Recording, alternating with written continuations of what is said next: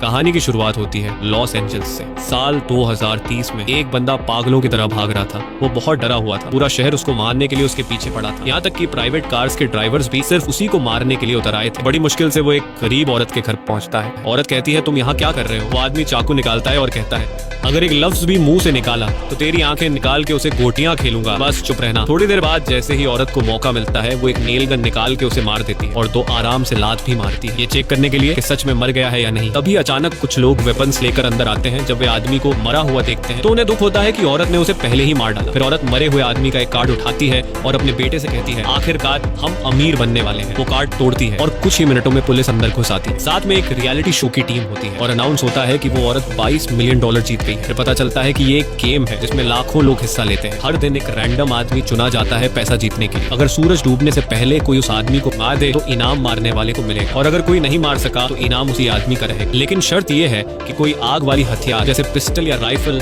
Use नहीं कर सकता। उसी दिन हमें एक लड़की दिखाई देती है, इसका नाम है कैटी। एक नाकाम एक्ट्रेस किस्मत आजमाने लॉस एंजलिस आई है ऑडिशंस के लिए। उसके साथ बैठी औरत कहती है, तुम बड़ी मासूम लगती हो, अपना ख्याल रखना बेटा, यहाँ लोग चोर हैं। कैटी कहती है, शुक्रिया नसीहत का, आप बहुत अच्छी लेडी हैं। औरत उसका हाथ पकड़ती है और कहती है, ऐसा मत कहो, तुम मेरी बेटी जैसी हो, चलो अब मैं यहाँ उतरती हूँ, गुड बाय। थोड़ी देर बाद कैटी जब अपनी कलाई देखती है तो वह शॉक हो जाती है कि उस औरत ने उसकी घड़ी चोरी कर। कहती है वो औरत चोर है। वो अपने ऑनलाइन बुक किए हुए कमरे में पहुंचती। कमरे को देखकर वो परेशान हो जाती क्योंकि जो कमरा मोबाइल पर उसने देखा था वह तो बिल्कुल अलग निकला। कमरे की मालकिन कहती है, हम अलग अलग फोटोज का इस्तेमाल करते हैं ताकि ग्राहक को फंसा सके। जैसे ही कैटी बेड पर बैठती है तो बेड नीचे गिर जाता है, लेकिन वो मजबूर थी क्योंकि इस कमरे का किराया सस्ता था। उसके बाद एला का मंगेतर आता है और एला से कहता है, देखा कल का इवेंट, कल लॉटरी का इनाम होगा $600 मिलियन। ये सुनकर कैटी हैरान हो जाती है कि ये कैसा मुकाबला है। उसके बाद वो कहती है, मेरा दिमाग मत खाओ, कमरे की चाबी दो, मुझे सोना है। वो लोग चाबी देते हैं और कैटी जाके सो जाती है। अगले दिन सुबह कैटी उठती है तो चेहरे पे पानी टपक रहा होता है। जब वह छत की तरफ देखती है तो पता चलता है कि ऊपर वाले पड़ोसी का वॉशरूम है और जिन कपड़ों में ऑडिशन देना था वो भी खराब हो गए। वो एला को कॉल करती है, ये क्या बकवास है, उठती हूँ तो लोग मेरे ऊपर पेशाब कर रहे होते हैं, कपड़े भी खराब हो गए। एला कहती है, परेशान मत हो, मेरे कपड़े पहन लो, कमरे की अलमारी में रखे हैं। कैटी सच में वही करती है और ऑडिशन के लिए निकल जाती है। अब सिर्फ आधा घंटा रह गया है ऑडिशन के लिए। ऐसे ही वो ऑडिशन वाली जगह में एंटर होती है। वो देखती है कि वहाँ और भी लड़कियां ऑडिशन देने आई हैं। वो अंदर चली जाती है और सीन परफॉर्म करती है। डायरेक्टर उसे देख के कहता है, जबरदस्त, मगर दोबारा तेरा मुंह यहाँ ना देखो। उसी वक्त अचानक कैटी का कार्ड एक्टिवेट हो जाता है। वो कार्ड निकालती है और अनजाने में गेम में रजिस्टर हो जाती है। उसे बिल्कुल भी नहीं पता ये कार्ड किस चीज का है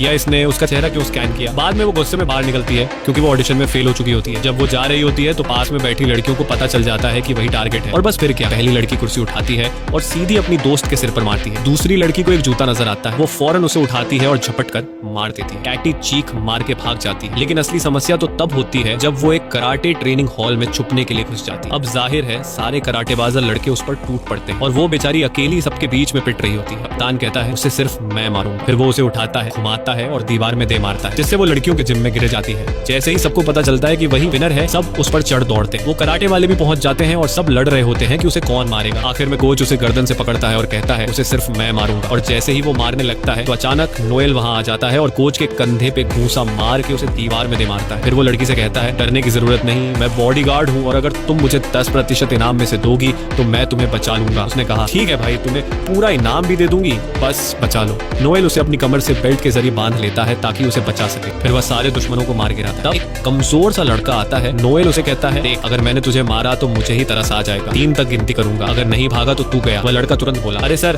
सलाम है आपको, और भाग जाता है। फिर वह दोनों बिल्डिंग से निकलते हैं और पता चलता है कि हर 15 मिनट बाद एक ड्रोन उसे ट्रैक कर रहा है ताकि बाकी प्लेयर्स को उसका लोकेशन मिलता रहे। उन्हें एक गाड़ी मिलती है, वह उसे लेकर वहां से फरार हो जाते हैं। लड़की नोएल से कहती है, ये कैसी गेम है जिसमें लोग मुझे मारने के पीछे पड़े हैं, मुझे इस गेम से निकलना है, कोई ना कोई हल निकालो। नोएल कहता है, हल सिर्फ एक है, तुम्हें शहर के लोगों से बचना होगा, अगर तुम निकलोगी तो मैं भी अपने 10% से हाथ धो बैठूंगा। लेकिन फिर उसे शक होता है कि नोएल शायद उसे मार दे और खुद इनाम ले ले। पूरा शहर उनके पीछे होता है। वो दोनों सेफ्टी हेलमेट पहन लेते हैं। तभी अचानक गाड़ी में एक लड़की घुस जाती है। वो चाकू निकालती है और उसे मारने की कोशिश करती है। नोएल कहता है, तुम गाड़ी चलाओ, मैं इसे देखता हूँ। फिर लड़की के सर को जोर से पकड़ता है। नोएल उसे एक जोरदार लात मार के गाड़ी से बाहर फेंक देता है, लेकिन आगे चलकर गाड़ी खराब हो जाती है और लड़की नीचे उतरती है और भागने लगती है। नोएल उसे पकड़ लेता है। वो कहती है, सच सच बताओ, तुम मुझे मार के इनाम लेना चाहते हो ना? नोएल कहता है, बिल्कुल नहीं, मैं तो तुम्हें बचाना चाहता करता हूँ, तब पुलिस वहाँ आ जाती है। तो लड़की फौरन नोएल से कहती है पकड़े जाने से पहले कुछ कहना है। फिर वो पुलिस के पास जाती है शिकायत करने, मगर तब उसे अंदाजा होता है कि पुलिस भी असल में उसे मारने आई है। नोएल फौरन आके उसे बचाता है और वो पुलिस को चकमा दे के भाग जाती है। वो एक मैगजीन से अपना चेहरा छुपाती है। फिर जैसे ही वो कार्ड देखती है पता चलता है कि ड्रोन ने उसकी लोकेशन शेयर कर दी और जितने भी लोग आसपास होते हैं समझ जाते हैं कि खिलाड़ी यही है। सब अपनी गन्स निकालते हैं और उसकी तलाश शुरू हो जाती है। वो एक वैक्स म्यूजियम में जाकर छुप जाती है और खुशकिस्मती से कोई उसे वहां नहीं देख पाता। थोड़ी देर बाद एला उसे कॉल करती है और पूछती है वो कहाँ है। वो कहती है मुझे पता है, कपड़े पहुंचाने में देर हो गई, मजबूर थी। एला कहती है कोई बात नहीं प्यारी, बस अपना लोकेशन तो बता दो। वो कहती है मैं